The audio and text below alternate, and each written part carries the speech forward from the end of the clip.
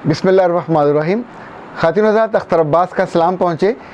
इस ईद से एक रोज़ पहले सिंध के एक शहर से एक बच्ची का फ़ोन आया और उसने कहा कि मैं इस घर की बड़ी बहन हूँ, मैं टीचर हूँ, बहुत सालों से मैंने ही कमाया, मैंने ही सबको खिलाया और मैंने ही सबको पढ़ाया। फिर वो चुप हो गई। उसने कहा जो मेरी छोटी बहन थी वो मुझे बहुत प्यारी थी, उसको मैंने डॉक्टर बनाया और इस वक्त वो शहर के बड़े हॉस्पिटल में डॉक्टर है, इज़्ज़तदार है, अपनी उसके पास गाड़ी है और अभी उसकी शादी नहीं हुई। वो घर में आती है, अपनी मर्ज़ी से ज़िंदगी बसर करती है, हम सारे उसको सर्व करते हैं, खिदमत करते हैं, पर हमसे वो छोटी है। फिर उसने कहा कि उसने 2 दिन पहले मेरा दिल इस बुरी तरह दिखा दिया है कि ये ईद मेरे लिए ईद नहीं बची, मेरे लिए तो मुझे ऐसे लगता है जैसे शबे गम हो, जैसे कोई ऐसी रात हो कि जो गम के मारों पे उतरती है। तो मैंने पूछा बेटा ऐसी क्या बात हुई, उसने ऐसा क्या कह दिया? तो उस बेटी ने, जो बड़ी बहन है उस घर की, जो कुमाऊ पूत है, उसने कहा सर उसने खाना खाने के दौरान मेरी किसी मशवरे पे ये कहा अपनी औकात में रहा करो, तुम एक मामूली टीचर हो और मैं एक डॉक्टर, तुम्हारी अकल और तुम्हारी दानिश भी तुम्हारी तरह मामूली है। ये बात कहने के बाद उसने खाना छोड़ा और उठ के चली गई।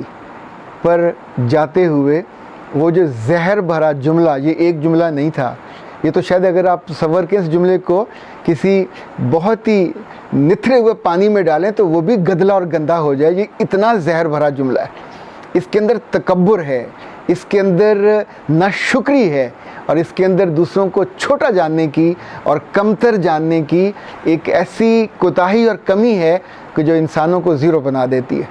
ख़ातिन हज़रात, मेरा जो बचपन है वो तहसील चिश्तिया में एक छोटा सा गांव होता था, 132 सिक्सार। अब मैंने 8वीं 9वीं और 10वीं भी वहाँ से किया। तब मेरे वालिद जन्नत मकानी चौधरी मोहम्मद अनवर साहब वहाँ हेडमास्टर हुआ करते थे। उसी स्कूल में जो हमारे टीचर थे उनका नाम माशाअल्लाह था और उनका जो दूसरा भाई था वो इंशाअल्लाह था। उलट हो गया, जो इंशाअल्लाह था वो टीचर थे और जो माशाअल्लाह था वो स्कूल में चपरासी था। और चपरासी, उन दोनों चपरासी कहा जाता था। ये जो मावन और दफ्तरी ये बाद में अल्फाज आए। वो दोनों दुबले पतले से थे।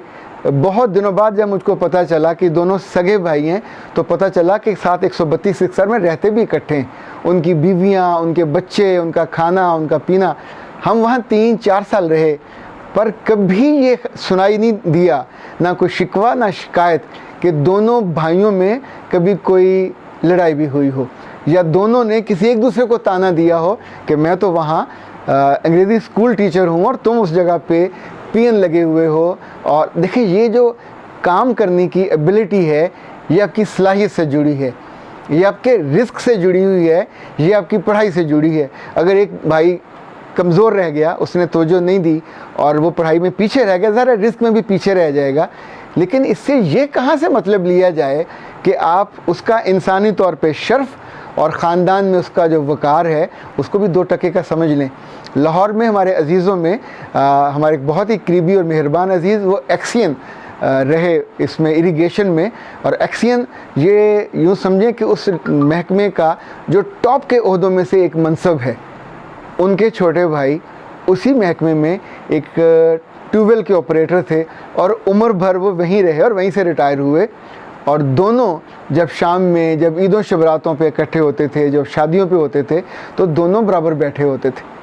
कभी हमने बड़े को उसके लिए कोई एक कमतर लफ्ज़ इस्तेमाल करते हुए नहीं देखा। मुझे लगता है इसका ताल्लुक़ आपके ज़र्फ़ से होता है, इसका ताल्लुक़ आपकी अच्छी तरबियत से होता है, इसका ताल्लुक़ इंसानों को अपने बराबर जानने से होता है। एक बात तो आप भी जानते हैं कि मेरे रब के यहाँ ये जो मुनासब हैं दुनिया के, ये जो डिग्रियां हैं, इनकी बुनियाद पे फ़ैसले नहीं होने। वहाँ जिस बुनियाद पे फ़ैसले होने हैं वो इंसान की नेक नीयती है, वो इंसान का अमल है, वो उसकी हुस्न कलाम है, वो उसका हुस्न अदा है।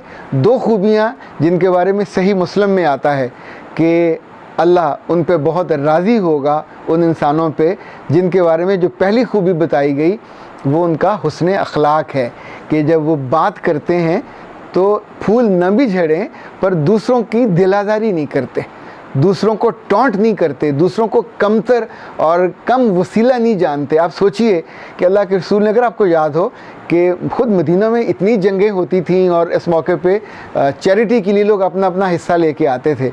उसमें जो अच्छे साहिब सरवत थे बाद साहबा, 100 घोड़े, 200 घोड़े, 400 घोड़े, उस ज़माने में अरबी घोड़े की कितनी कीमत होती होगी।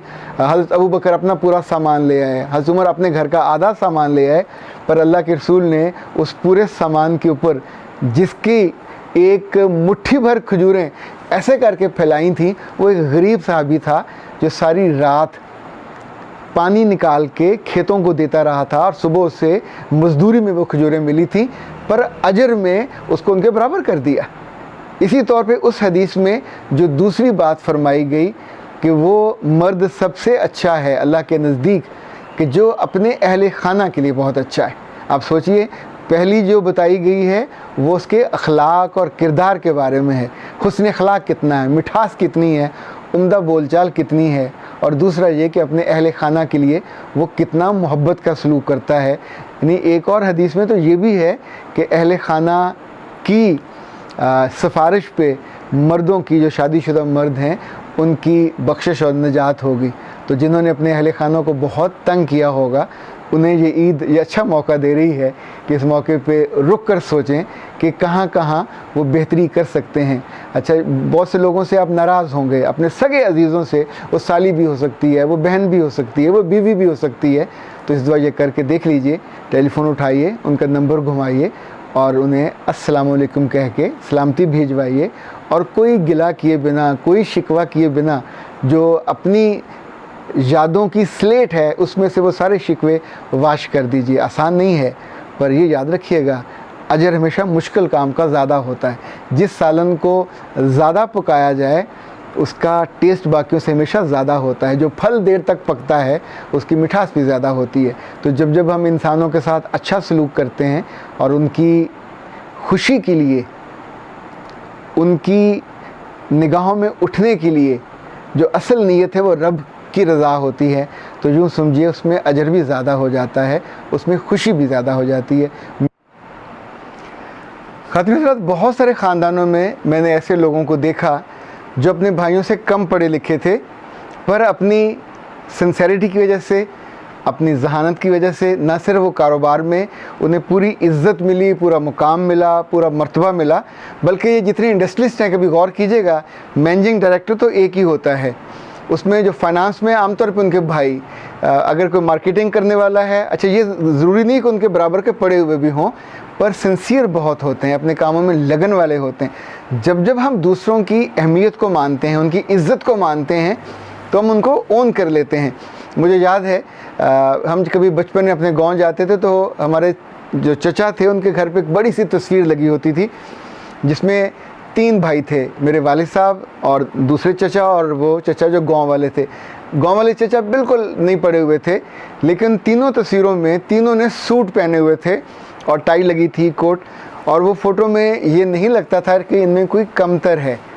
जब तक मेरे वालिद साहब हयात रहे, इनका आपस का जो ताल्लुक़ था, आपस की जो मोहब्बत थी, वो हमेशा बहुत उम्दा रही, बहुत उम्दा वर्किंग रिलेशनशिप उनके रहे।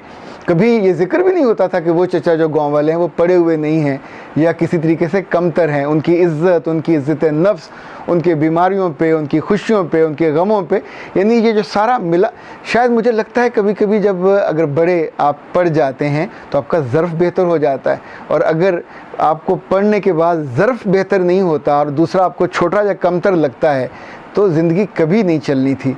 ज़िंदगी हमेशा कमज़ोर और मज़बूत लोगों के साथ मिल के चलती है, और ख़ास तौर पे ख़ानदानों में जिन बहनों ने और जिन भाइयों ने, बेशुमार ख़ानदानों में आपको ऐसे मिलेंगे कि जो बेचारे बाकी बहन भाइयों को पढ़ाते पढ़ाते ख़ुद कमज़ोर रह गए, बाकियों के घर बनाते बनाते ख़ुद बेघर रह गए, बाकियों की शादियां करते करते ख़ुद कुंवारे रह गए और बूढ़े हो गए। इतने केसेस आपको मिलेंगे। और अगर इनको बुढ़ापे में और इनको सवाइल उम्री में, जहाँ इनको इज़्ज़त मिलनी चाहिए हो, जहाँ इनको मुकाम और मर्तबा, जहाँ इनकी खिदमात की रिकग्निशन होनी चाहिए हो, वहाँ को छोटी उठ के ये कह दे कि तुम अपनी औकात देखो और तुम अपना मुकाम देखो और मर्तबा देखो। वैसे बाय द वे डॉक्टर की क्या मुकाम और मर्तबा है, ग्रेड 17 की पोजीशन है ना। अभी उसको लाखों रुपए कमाने के लिए उम्र चाहिए, और लाखों कमाने की उस उम्र में तब भी एक घर चाहिए, अभी उसकी शादी होनी है, अभी उसको इस्टेब्लिश होना है, अभी तो दुनिया ने उसकी खूबियों को मानना है। घर में आपका ये तर्ज़ अमल होगा तो जब आप अपने क्लिनिक पे बैठोगे, अपनी जॉब पे बैठोगे, अपने हॉस्पिटल में बैठोगे, तो आपके आसपास आपसे मोहब्बत करने वाले या आपके खैर ख्वाह, मेरा ख्याल गिनती में वो ऐसे ही होंगे जैसे नमक होता है किसी लस्सी में, बहुत थोड़ा सा।